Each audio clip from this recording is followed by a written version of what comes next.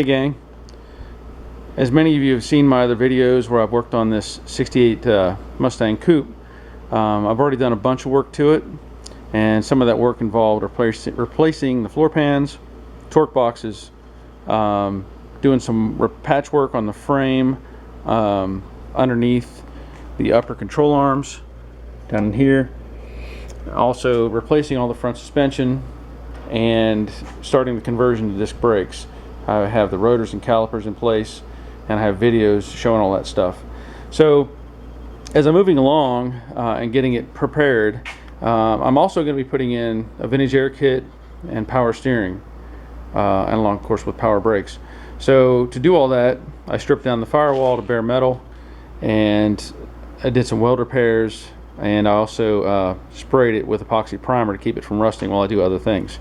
So let me show you what I'm working on at this point. This is the core support and aprons that came out of this car.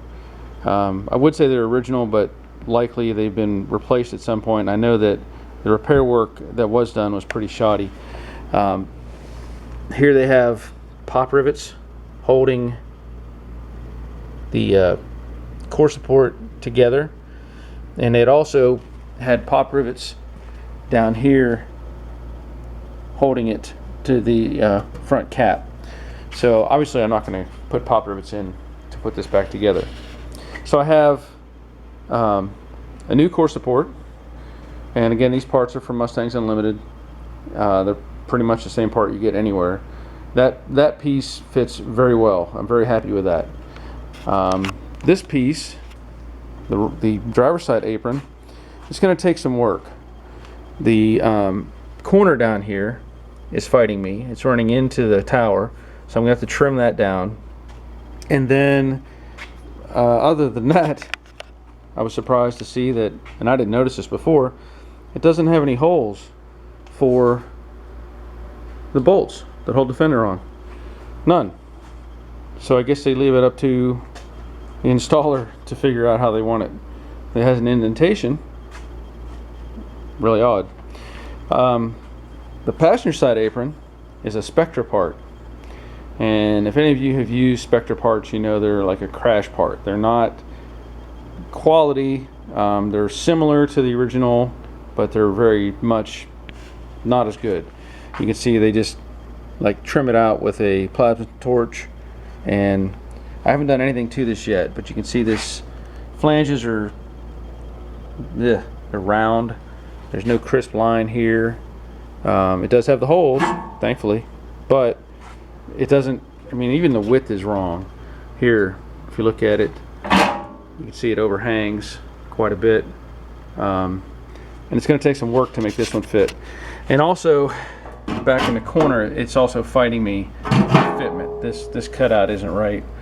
And I say that because you can see how much, hopefully see how much it overhangs this front flange. It's going to have to go back, and the only way to go back is to trim it. So there's going to be some work involved with just making these pieces fit, or at least this particular piece, and then modifications to that. So let me get started trimming this stuff up and getting it to fit the car. Okay, I wanted to point out a few things as I move along. I've already drilled all the holes in both the aprons and the core support, and I'm playing around with my alignment at this point. I don't have anything welded in. They're just sitting there with some vice grip clamps on them. But one thing I want to point out, when you're doing this sort of thing, don't just assume that your gaps or your distances are going to be right. You could run into problems later, such as putting on the fenders.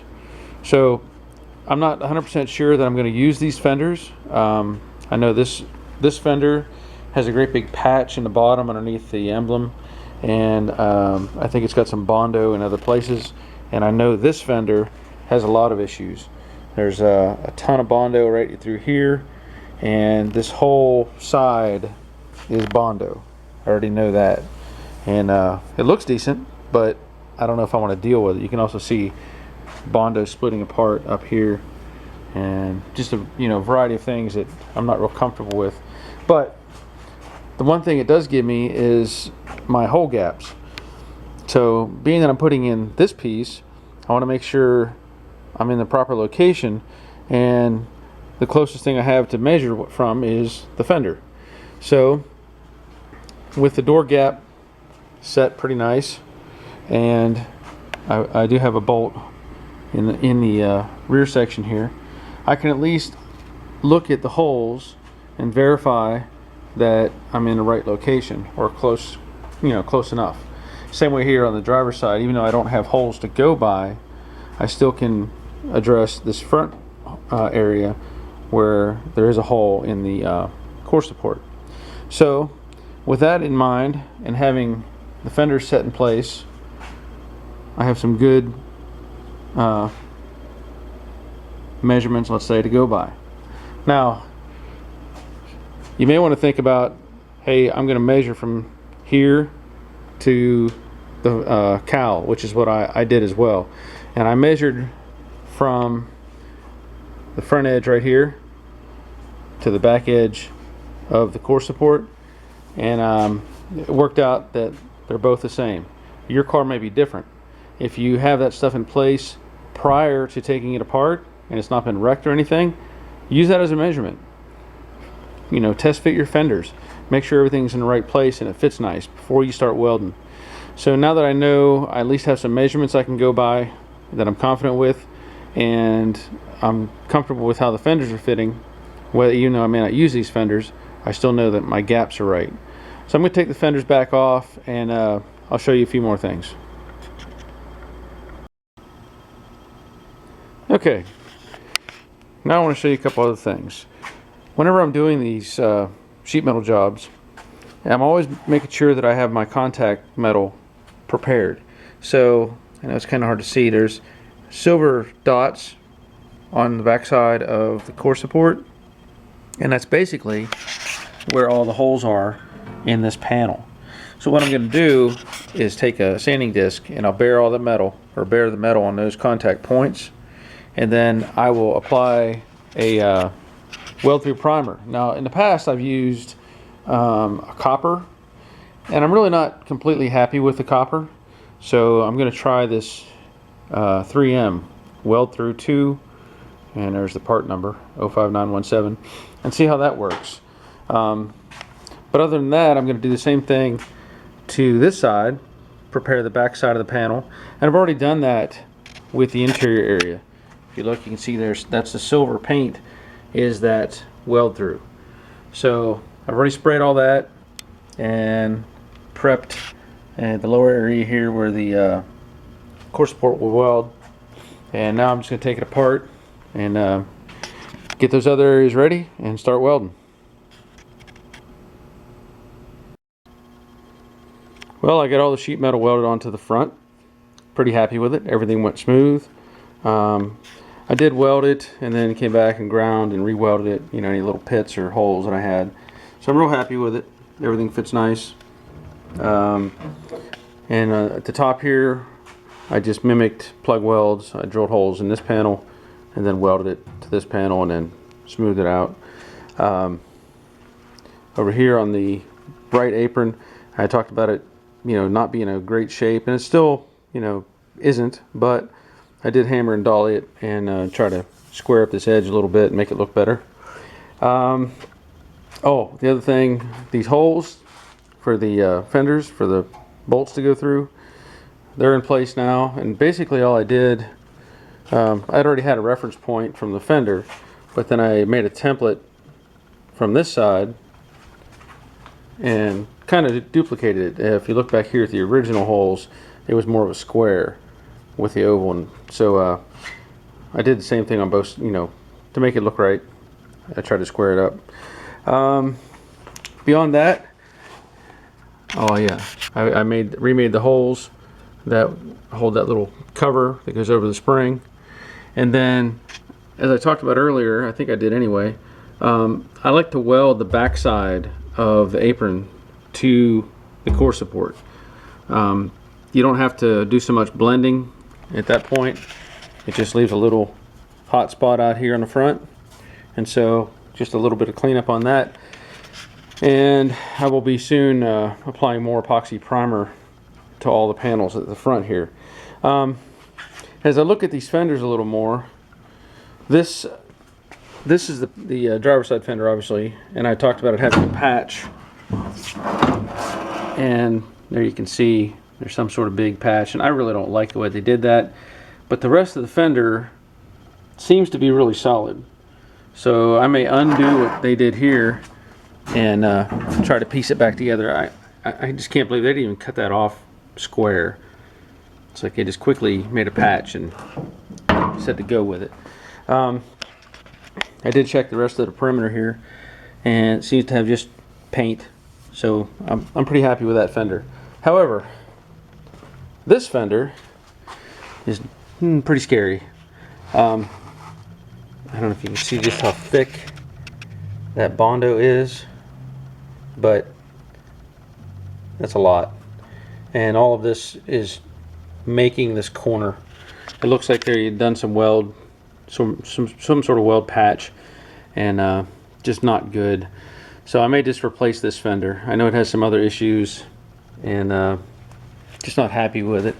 There's a bunch of splitting, and as I was knocking down the paint in areas, you can see here, there's a whole bunch of Bondo on the front edge. But this thing has 1, 2, 3, 4 coats of paint on it. You don't do that. You can't put that many coats of paint, especially in the collision business. There's a limit, because the paint eventually it'll do stuff like it's doing now. It's splitting and cracking. So either way, I would have had to strip this down to completely down to bare metal and start over.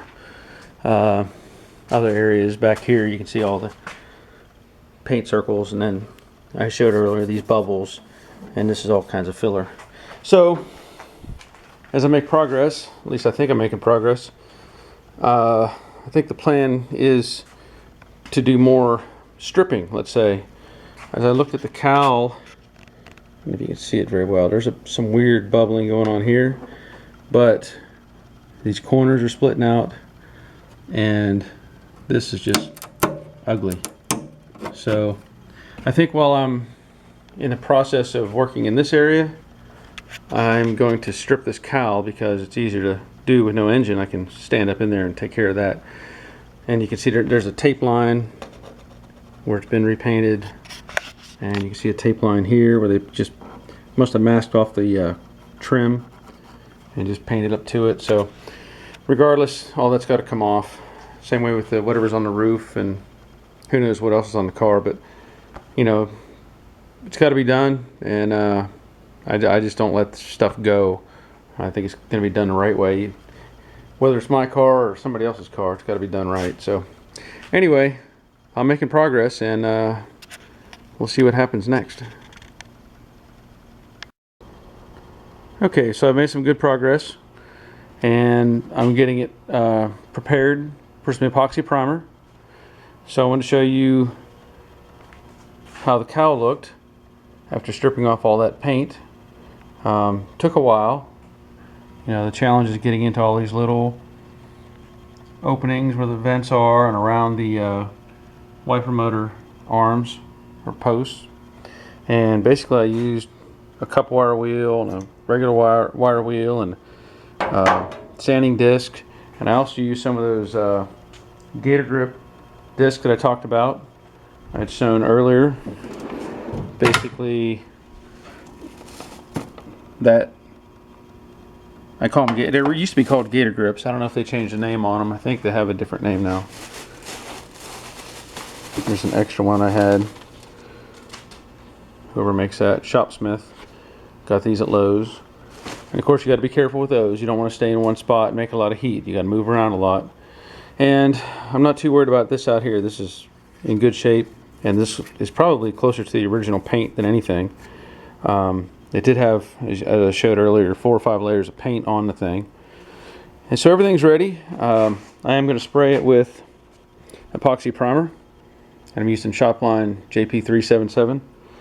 And that's just a way to prevent any kind of rust from building up while I'm working on other things. You know, this panel up here, Spectra panel, it didn't have anything on it. And of course this one did have primer on it. And I didn't take it to bare metal. but I'm gonna, you know, spray it with the epoxy and get everything sealed up and looking good. And also I want to show a couple things. I know I talked about these panels and how I weld them from the back side, and there you can see the little evidence of the spot welds, and that's okay. That'll cover up, but you'll still see it just a little bit, and it's a lot better than having to blend all that down and work on it. So that's where I'm at. I've got the primer mixed up and ready to go, so I'm going to start spraying. Well, there it is, all coated in epoxy and still drying a little bit. You can see the cowl is a bit darker, but that's fine. That's what I want. I want to get some paint on it. And so that's going to take care of the bulk of this for the moment. And I'm not sure what I'm going to do next, but I think that'll be the end of this video. And there'll be more to come. There's plenty more to do. The AC, the power steering, power brakes, all that stuff. And I did go to Mustangs Unlimited, buy some new brake lines and a few other parts. But that'll be in the next video series. So once again, stay tuned and thanks for watching.